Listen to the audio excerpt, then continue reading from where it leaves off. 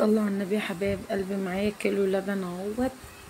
هعمله بقى ايه كاستر، بس زودت كوبايه ميه. يعني كيلو لبن زودت عليه كوبايه ميه كبيره، وبعد كده بقى ايه هحط له كوبايه سكر مليانه خالص. اللي انتوا عايزينه بقى، عايزينه مسكر عن كده حطوا، عايزين اقلب براحتكم، حاجه ترجع لكم، السكر اختياري. وهقلبه بقى على النار كده لحد ما السكر يدوب فيه كده، وهسيبه اللبن يغلي على النار.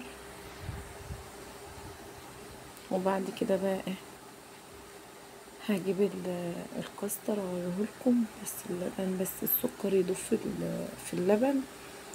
تعالوا بقى كده اهو الكاستر اهوت.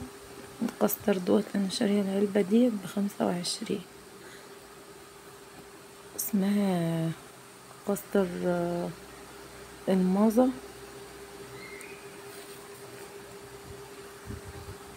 بس انا ماسكه التليفون بايد وبعمل بايد التانية. بصوا هما اللي طلعوا اللي فيه شويه يدوبك على قد. انا عملت قبل كده مره منه، ودي تاني مره افضهم بقى كلهم علشان خاطر ايه اعملهم مره واحده بقى وخلاص. بحسب كتير بس لقيتهم مره واحده بقى ايه، لقيتهم هما شويه دوب. كنت سايبه نص كوبايه لبن على جنب قبل ما اغليه علشان خاطر ادوب فيه القصد. اهو اخر حبه هم نفضتهم، هدوبه بقى كويس واشوف بقى اللبن بتاعي غلى ولا لسه. اهو اللبن غلى اهوت. هضيف بقى ايه الكاستر زي ما انتوا شايفين كده. دوبت الكاستر في نص كوبايه لبن واقلبه على النار واسيبه بقى اهدى عليه النار لحد ما طعم النشا يروح منه. يبقى كده استوي بقى. اول ما الطعم النشا يكون ايه اختفى تماما في بقك، تعرفي ان هو استوى. سيبه بس 5 دقايق بس على النار هاديه بس. وبعد كده بقى ايه هفضيه اهوت. عندك بولات حطيه، عندك اي حاجه حطيه. انا عندي بريمه صغننه حطيتها فيه زي ما انتوا شايفين كده. بسم الله ما شاء الله اللهم بارك.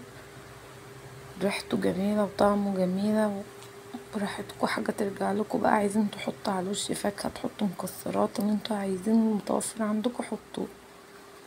بس انا عشان مش متوفر عندي اي حاجه حطيته كده وخلاص. بألف هنا على قلبكم يا حبايب قلبي. وما تنسوش اللايك والاشتراك في القناة. ايه رأيكم؟ بصوا الطاجن شكله يفتح النفس ازاي. بسم الله ما شاء الله اللهم بارك. بصوا شكله قمر قمر خطير. ايه ده؟ متنسوش يا حبايب اللايك، وسلام عليكم.